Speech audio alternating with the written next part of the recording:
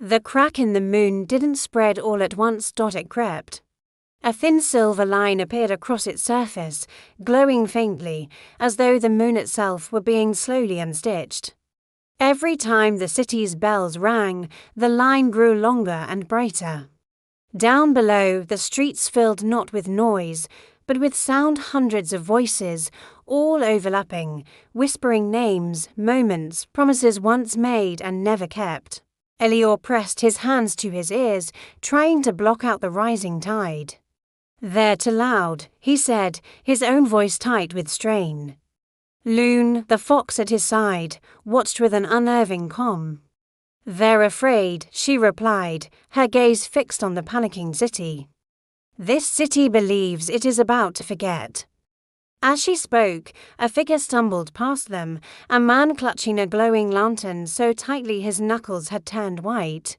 Inside the lantern, scenes from his life flickered and danced, a child's hesitant first step, a tearful goodbye at a doorway, the crumpled paper of a letter that was never sent.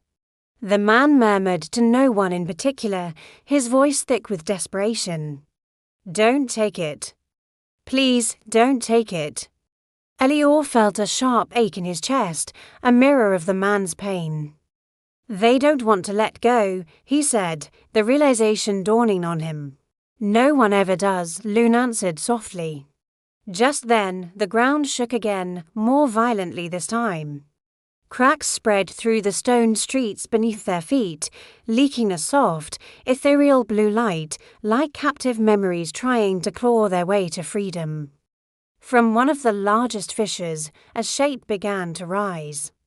It was tall and shifting, its form made of overlapping reflections that swirled and merged. Faces appeared and vanished across its surface, each one frozen in a moment of intense emotion, joy, sorrow, love, regret. It was a mosaic of human experience, beautiful and terrifying all at once. "What is that?" Elior whispered. Unable to look away, "The Gatherer," Loon said. Her voice low and serious, "It collects what people refuse to release." The Gatherer moved with a slow, deliberate grace, but wherever it passed, people clutched their memory lanterns even tighter. Their desperation seemed to feed the creature, making their memories grow brighter, but also heavier, anchoring them to their past. As the creature drew closer, Elior felt that familiar pull again. But this time, it wasn't fear, it was warmth.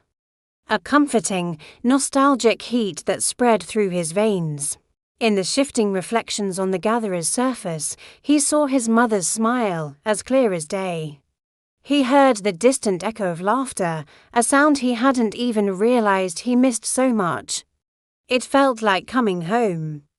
"If I stay," he said softly, more to himself than to Loon, "I could keep them. I could have them back." Loon didn't answer right away. She just watched him, the broken moon reflected in the deep pools of her eyes. "Yes," she said at last, her voice barely a whisper. "You could. But you would stop walking." The words hung in the air between them. The compass in Elior's palm suddenly burned hot against his skin, a stark reminder of his journey, of the worlds he had yet to see. He closed his eyes, shutting out the tempting images of his past. He remembered the quiet, rhythmic breathing of the forest. He saw the root warden sinking peacefully into its long sleep. He felt that quiet, powerful trust in the world's ability to continue, to heal, to exist without him holding it all together. He wasn't the anchor, he was a traveler. With a deep breath, Elior stepped forward, leaving Loon behind as he approached the Gatherer. The voices around him swelled, a chorus of pleading and pain, but he focused on the simple rhythm of his breathing. In, out, he wasn't afraid anymore. He reached out his hand not to take something back, but to touch the creature. The surface of the Gatherer rippled beneath his fingertips like disturbed water. "I won't forget you," Elior said quietly, speaking to the memories, to his mother's smile.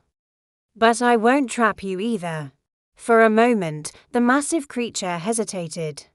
The chaotic swirl of reflections slowed, the faces holding their gaze a second longer. In his mind, the drawing that had dissolved worlds ago, the one of his family, reappeared for a fleeting instant.